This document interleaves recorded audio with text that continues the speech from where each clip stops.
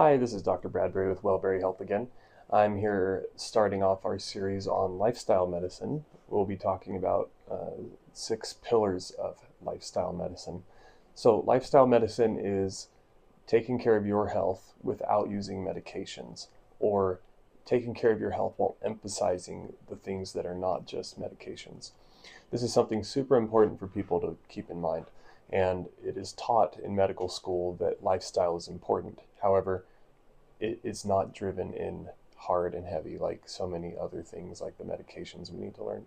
So it often gets overlooked, and because most people are operating in an insurance model, they aren't able to fully address lifestyle because insurance doesn't reimburse very well, if at all, for lifestyle discussions. So in direct primary care, here where we're making our living off of a monthly membership, we're able to take more time and discuss lifestyle to really dig in with you and get at the heart of what's going on with your body. So let's review kind of what's considered the 6 pillars of lifestyle medicine, these 6 things that we come back to over and over again. I've got my notes over here to keep the discussion rolling here, but I'm here with you. So first off, whole food plant-based diet. Okay, what we eat is super crucial to our health. So that's the first thing we talk about. It is a whole food plant-based diet. That doesn't mean vegan. That doesn't mean vegetarian. It means we try to emphasize food in its most whole form that is nutritious and complete. And in general, that means eating more plants and less animals. Okay, and we base a lot of the research in lifestyle medicine off of what's considered blue zones. There's a term out there, a book written by a man called Blue Zones, where they investigated the healthiest, oldest populations in the planet, and they found they all had a couple things in common, and one of them was how they ate.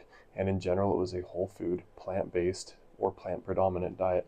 So those are some of the things we look at when we talk about food. The next pillar would be physical activity. So when we talk about physical activity, we talk about both just general activity and purposeful exercise, 2 crucial things.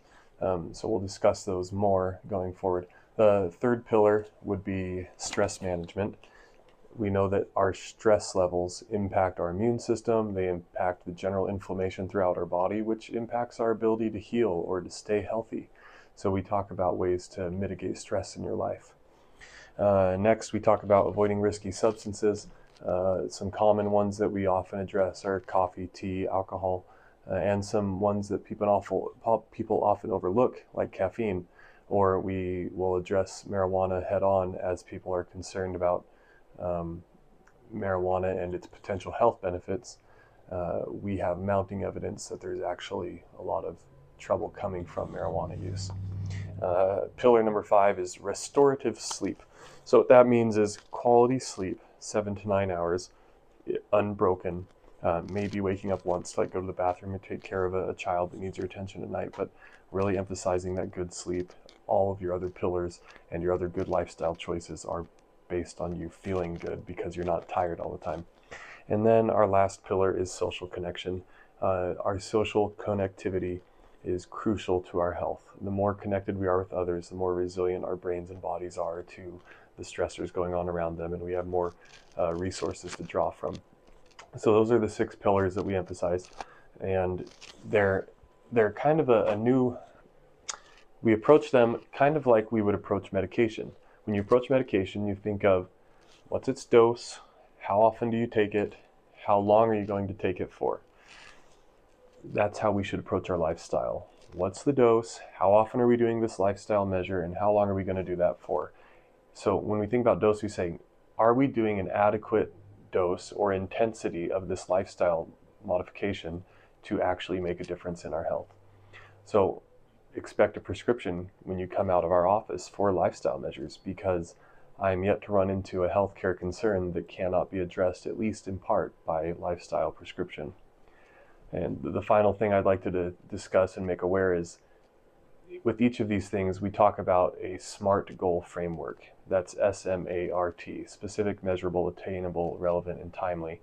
So I like patients to start setting their own or thinking about their own SMART goals for each of these pillars. And you don't have to pick one.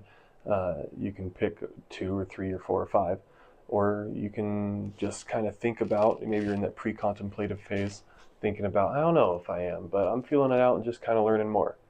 That's fine right there too. That's another one of these goals. So stick with us. We're going to make a series of videos discussing each of these pillars in more depth. If there's specific questions or things you'd like to see discussed as we talk about lifestyle medicine, please leave a comment, share this video with others, send us a direct message, whatever you like to get the communication across. We'd love to see it. Thanks. Have a great day.